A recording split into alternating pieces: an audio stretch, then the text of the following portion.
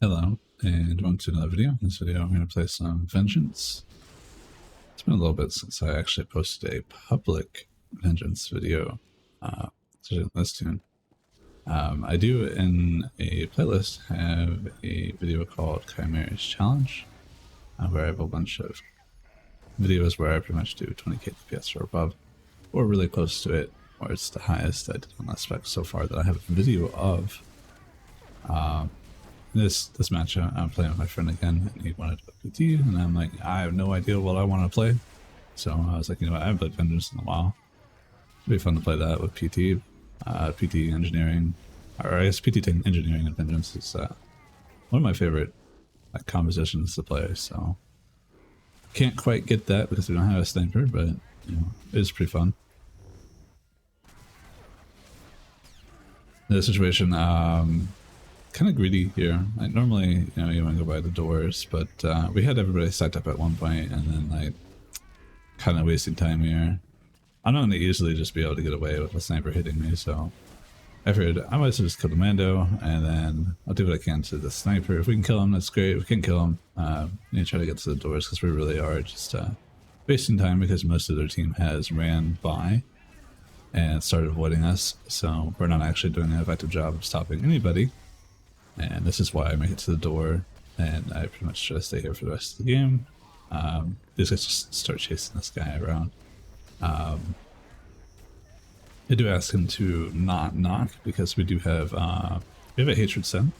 We also have, you know, obviously Vengeance, and then we also have BT. So we have triple AoE specs. So if they clump up, they die really fast. So if he's not like knocking back all the time, we're able to protect him a lot better, because one, you know, obviously I'm already taunting, but two, I'm killing them faster, so they have to play defensively, and three, the PT is able to control them a lot better. In this situation, it's perfect slam spam. They may kind of get it, but I think he's like, no, he has reflect. Okay, so he doesn't have to knock here, but I believe he does knock here in a second. It's unfortunate that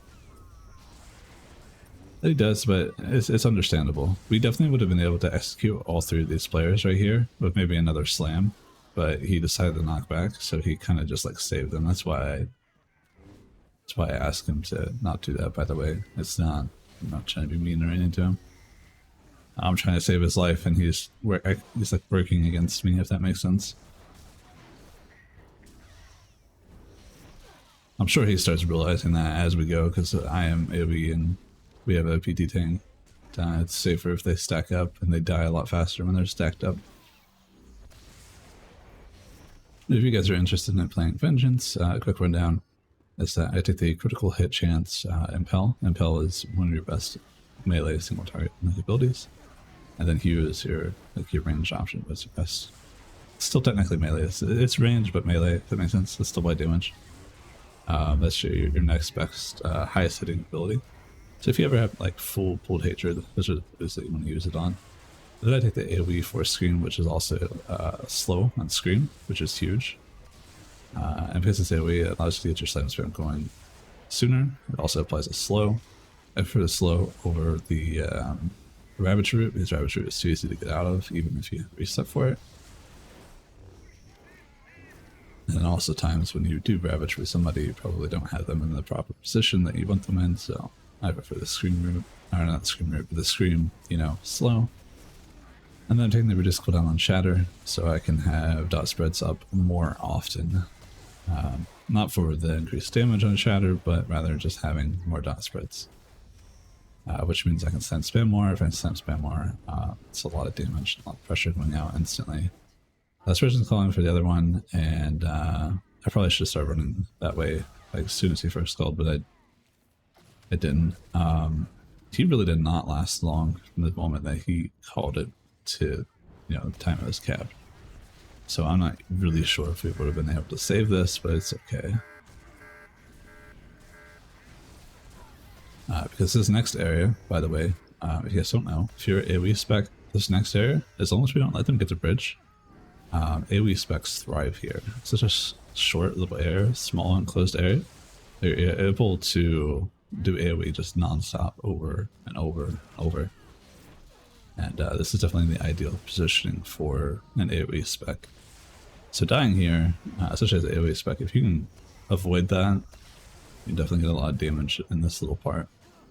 This is also probably one of the more annoying parts about SWTOR, because you have the situation and if you do die, you end up on the other side.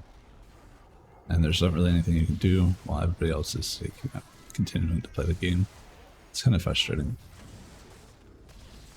Usually in my experience, people will suddenly start playing here, but they won't play in the previous room, and the entire enemy team will kill you, and all of a sudden your team wants to play.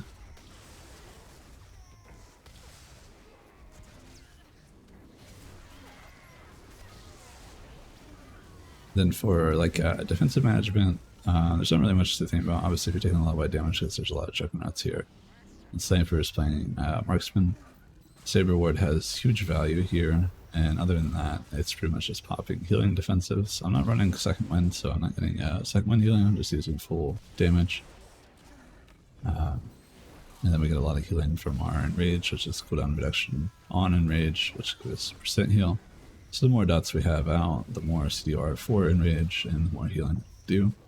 So anytime I'm doing Slam Spam, I'll be using Enrage on cooldown, and it also gives me 20% crit chance for the duration. So that ends up working very well together. This is my dot crit hit chance, which means I can slam more, and use Enrage more, so on and so forth. You can see the CDR for Enrage and the CDR for Slam, and it goes crazy. This is why you want the Healy one over the critical hit chance one, because if you do get it set up, it is 10 times better.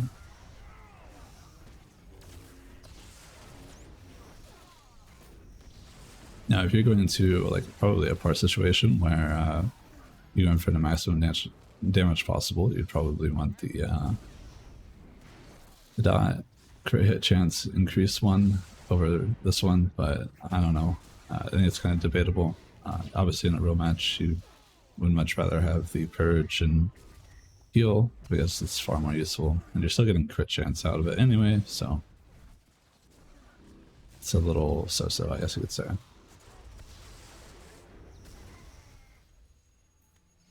And then I tell him when I was talking about we have AAA AoE specs, try not to knock all the time. They'd be beneficial for us.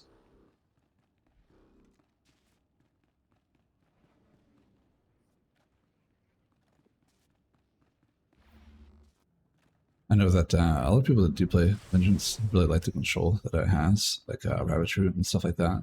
Well, I'll completely agree that control is really good.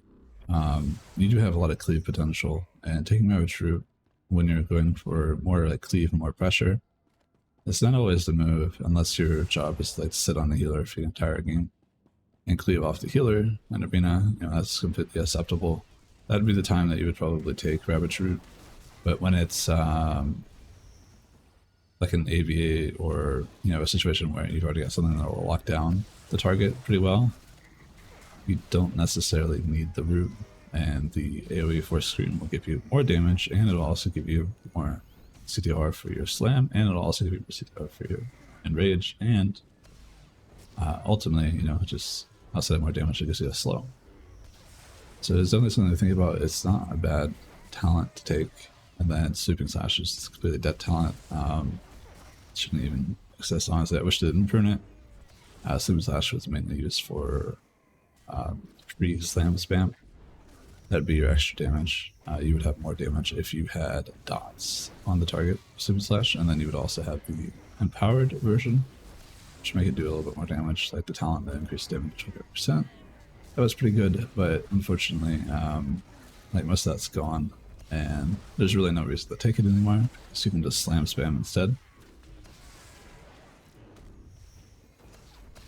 In that situation, we're just slam spamming, and there's like nothing they can do. I wish they kind of like stayed on one door, but it's alright, not a big deal. We don't have like insane cleave for the entire game, but we're just able to consistently keep damage up for most of the match, which is why damage is up being so high. And then there are some situations where they do stack up and they get wiped. And this is what I mean by like a difference between like number farming and not number farming. For example, if you're trying to number farm, you intentionally try not to finish and or kill them so you can farm more damage. And if you know, are just wiping them, you're pretty much just doing the maximum damage you can always do at all times. And if they can't survive, then, you know, that's on them, it's not on you, that's, you know, your team's just better. That's the whole point of playing pressure, really. If you're able to just full on out damage them / just out pressure them, in my personal point of view, I prefer that way to win. And if you can't do that, then personally I don't feel like you deserve to win, but that's just me. There are some situations where there's a lot more thought that might go into it, but it's not completely necessary. I come over here because I just want to fight somebody. The game is going to be over because we're probably going to speedrun it, and I can also keep these guys here. Unfortunately, nobody comes over here to delay them with me, but it's alright. I don't really mind dying here, because this is pretty much the last fight that this match gets to see, so I get some extra damage here. And I also stalled them, so these guys are not able to stop. Who's getting the node over there on the left side. And the game is over as I die.